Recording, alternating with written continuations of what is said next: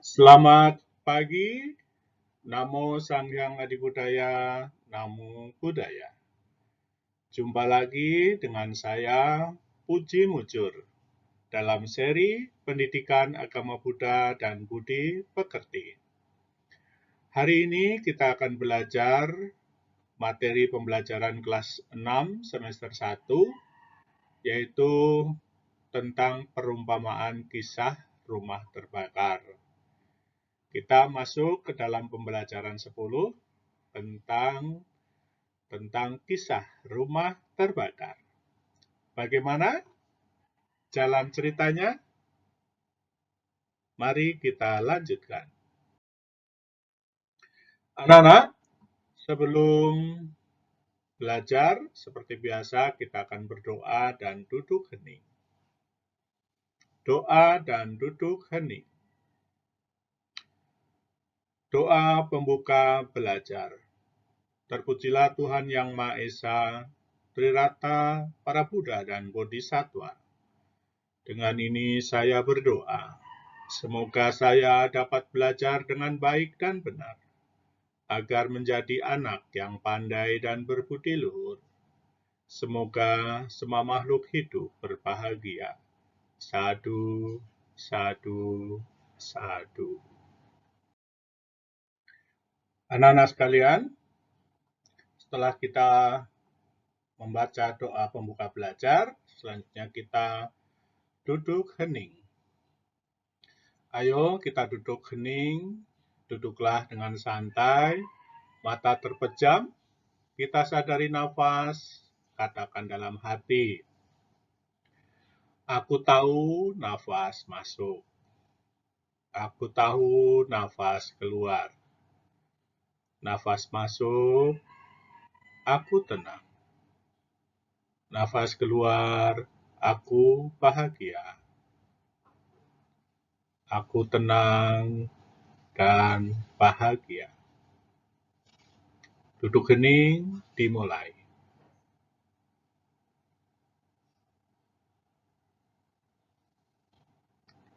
Duduk hening, selesai. Anak-anak sekalian, dalam pembelajaran 10 ini, setelah ikut belajar, kalian diharapkan dapat 1. Menerima dan meneladan isi kisah perumpamaan rumah terbakar. 2. Mendefinisikan isi kisah rumah terbakar. 3. Menceritakan kembali dengan bahasa sendiri kisah rumah terbakar. Itulah tujuannya, anak-anak.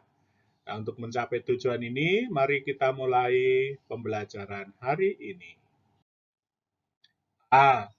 Apakah kalian masih ingat pelajaran minggu lalu? Iya, ini gambar apa? Ada gambar tangan dengan otot-ototnya, ya, mengangkat barbel dengan satu jari telunjuk, dan ada gambar angka 5 dengan anak menunjukkan 5 jari. Ayo, ingat tentang apa ini? Iya, ini adalah pelajaran minggu lalu yang menjelaskan tentang bala. Apa itu bala? Kekuatan. Kekuatan atau bala itu ada 5, sehingga disebut pancabala. 5 kekuatan yang menyebabkan orang menjadi sukses meraih sesuatu. Masih ingat 5 bala atau 5 kekuatan untuk sukses itu? Jadi untuk menjadi sukses, menjadi apapun, kalau memiliki 5 hal ini, kalian akan sukses. Apa? Yang pertama, kekuatan keyakinan. 2, kekuatan semangat. 3, kekuatan sadar, ya, sati. 4, kekuatan meditasi atau konsentrasi. Dan yang kelima, kekuatan kebijaksanaan atau bijaksana. Jadi dengan yakin, semangat, sadar, konsentrasi, dan bijaksana akan mendapatkan apa yang dicita-citakan. Nah, Untuk mencapai cita-cita juga diperlukan pengetahuan. Ya, jadi paramita yang ke-10 yang dilakukan oleh Bodhisattva adalah ini ya, pengetahuan, jnana paramita. Jadi kekuatan bala paramita yang ke-9. Bala paramita untuk mencapai sukses mencapai kebudayaan, dan juga yang ke-10 adalah jnana. Tulisannya jenana ya, bacanya jnana. Adalah kekuatan pengetahuan. Bahwasanya untuk meraih cita-cita dalam hal ini Bodhisattva menjadi Buddha, kalau kita menjadi apa saja silakan. Dibutuhkan pengetahuan yang banyak. Nah, ini gambarnya ya, buku bertumpuk-tumpuk ya, gambar kepala dengan berbagai macam pengetahuan. Ya, itu ya. Jadi kita dalam hidup itu membutuhkan banyak pengetahuan. Karena itu harus belajar dan belajar. Ya, itulah pelajaran minggu lalu. Sekarang kita lanjutkan pelajaran kita hari ini. Nah, anak-anak sekalian, hari ini kita akan belajar tentang kisah rumah terbakar. Bagaimana jalannya kisah rumah terbakar? Nah, ini ada gambar rumah yang sangat mewah ya, dengan orang tua yang memilikinya. Alkisah, hiduplah seorang kepala keluarga yang sangat tersohor. Ia sudah tua renta, tetapi sangat kaya raya. Ia memiliki banyak ladang, rumah, pembantu, maupun pekerja.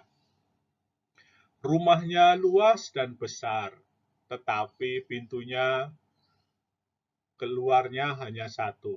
Tetapi pintu keluarnya hanya satu. Sedangkan rumah itu ditempati banyak orang. Ya, banyak anak-anaknya pada bermain di situ.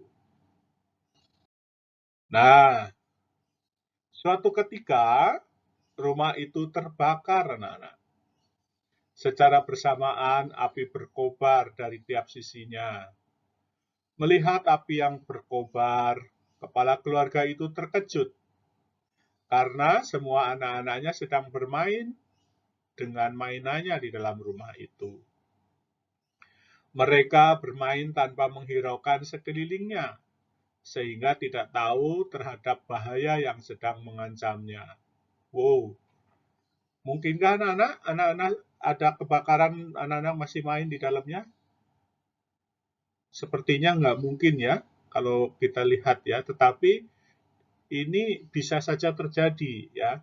Mungkin kebakarannya belum seperti sebesar yang kamu lihat dalam gambar ya. Kebakarannya mungkin masih kecil di atas ya, sehingga asik bermain. Jadi intinya anak-anak ini belum menyadari bahwa rumahnya sedang terbakar.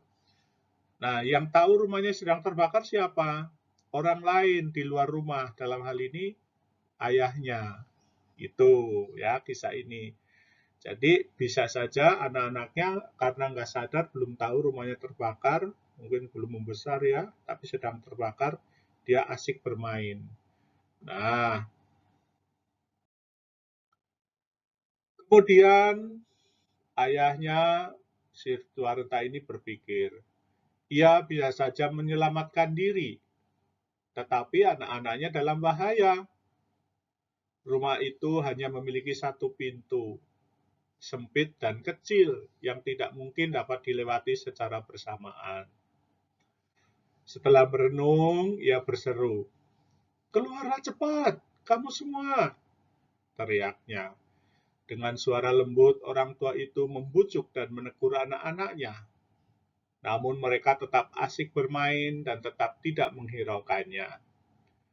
Ya, saking asiknya ya, seperti kalian kalau lagi main asik banget, ditegur kagak mau ya.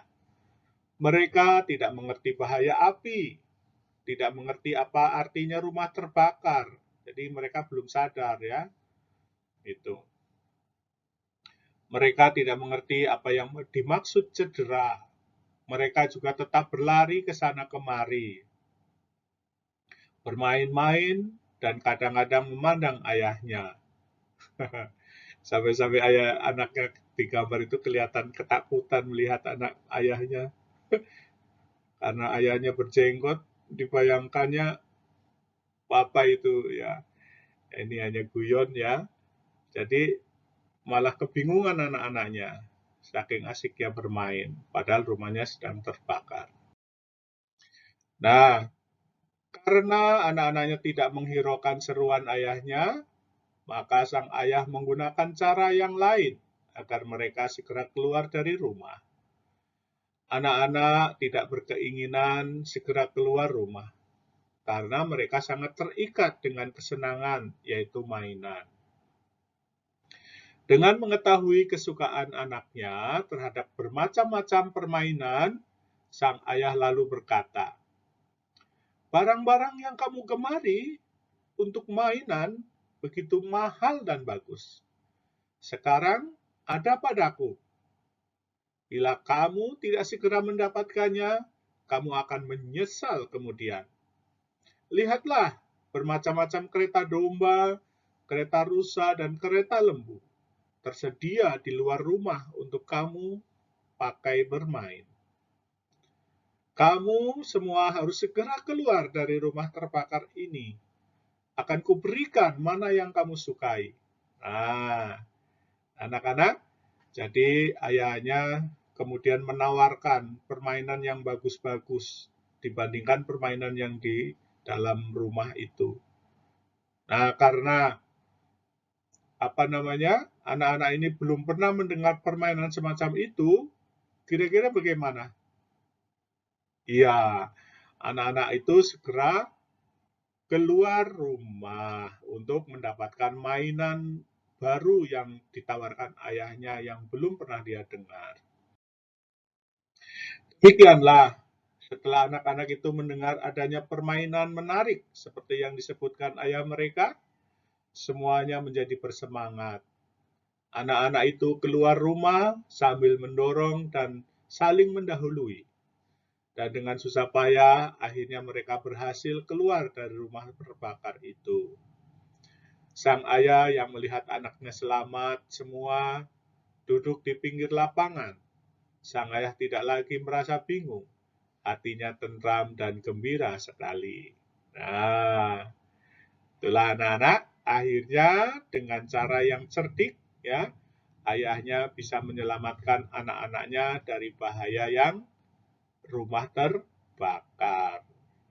Nah, kira-kira gimana anak-anak?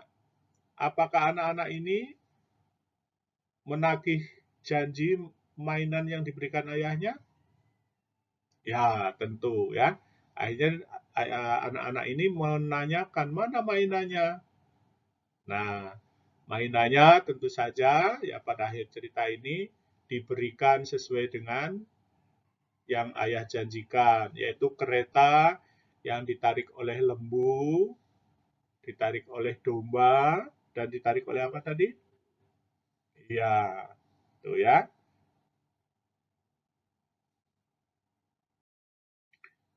Nah, anak-anak sekalian, dari pelajaran ini dapat kita simpulkan, ya, sekarang kamu tahu bahwa bersenang-senang ibarat api yang membakar.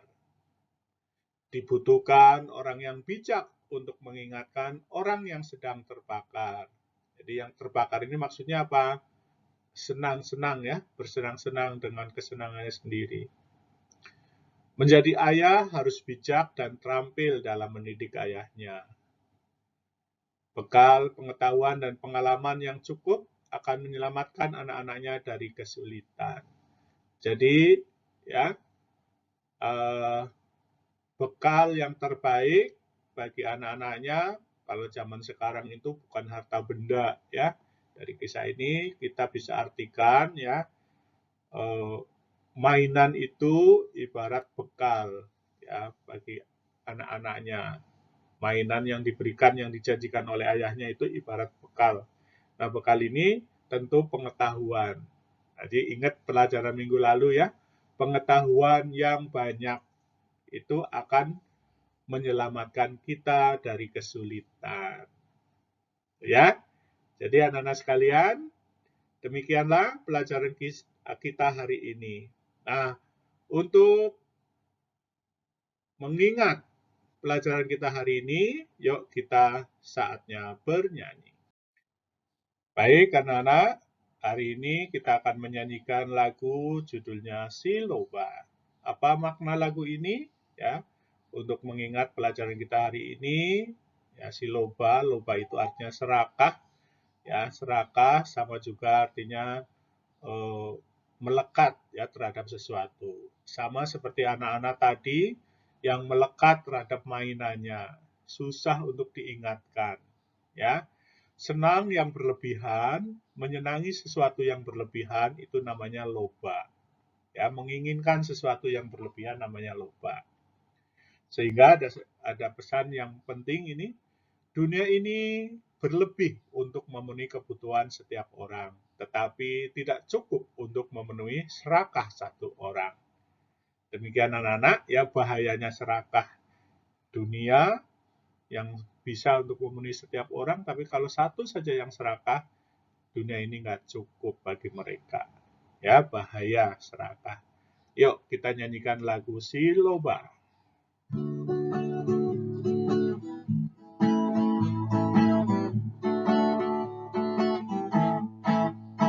Namanya loba, buncit perutnya. Anak si loba, serakah orangnya. Sedangkan dosa seram mukanya, karena si dosa menendang orangnya. Bukannya si loba, bukan dosa yang satu dan ramah pada semua, tapi dia beda dan karuna, yang baik hati dan sayang kita. Katas lagi, namanya loba, buncit perutnya, karena si loba serakah orangnya. Sedangkan dosa seram mukanya, karena si dosa menendang orangnya. Bukannya si loba, bukan dosa yang sanggup dan ramah pada semua, tapi dia beda dan karuna, yang baik hati dan sayang kita. Marilah kawan, mari renungkan, supaya kita selalu sadar, sehingga kita selalu waspada, tak terpengaruh loba dan dosa.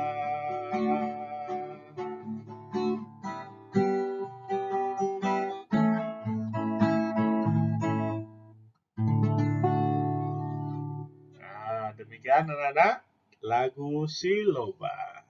Kita lanjutkan pemecahan masalah. Anak-anak sekalian, sebagai tugas dari pembelajaran kita hari ini, yuk kita belajar pecahkan masalah. Masalahnya si Amin. Anak-anak sekalian, Amin adalah anak yang rajin dan patuh pada orang tuanya.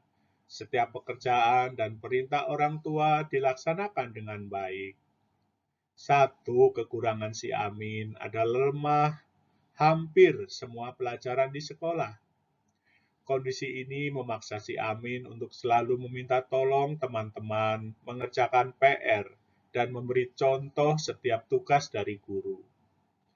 Tentu hal ini tidak baik dan membahayakan si Amin di masa depan.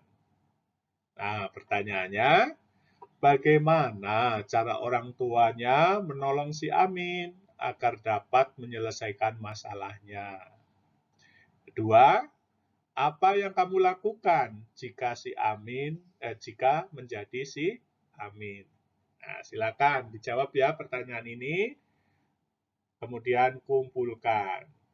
Tentu dengan cara-cara bijak seperti yang dilakukan oleh ayah dalam kisah rumah terbakar ini.